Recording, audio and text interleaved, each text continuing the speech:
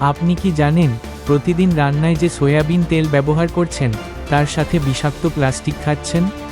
হ্যাঁ, 1 লিটার তেলেই মিলছে হাজার হাজার প্লাস্টিক কণা। সম্প্রতি জাহাঙ্গীরনগর বিশ্ববিদ্যালয় ও বিইউপির গবেষকদের একটি গবেষণায় দেশের বাজারের সয়াবিন তেলে উদ্বেগজনক মাত্রায় মাইক্রোপ্লাস্টিক বা অতি ক্ষুদ্র প্লাস্টিক কণা পাওয়া গেছে। প্রতি লিটার সয়াবিন তেলে গড়ে প্রায় 54,000 প্লাস্টিক কণা শনাক্ত হয়েছে। গবেষণা বলছে, বোতলজাত তেলের চেয়ে খোলা সয়াবিন তেল বেশি বিপজ্জনক। প্রতি লিটার খোলা তেলে প্রায় 60,000 এবং বোতলজাত তেলে 48,000-এর বেশি প্লাস্টিক কণা আছে। অর্থাৎ খোলা তেলে প্লাস্টিকের পরিমাণ বেশি। সবচেয়ে ভয়ের ব্যাপার হলো, এই তেলে নাইলন ও পলিউরেথেনের মতো ক্ষতিকর পলিমার পাওয়া গেছে।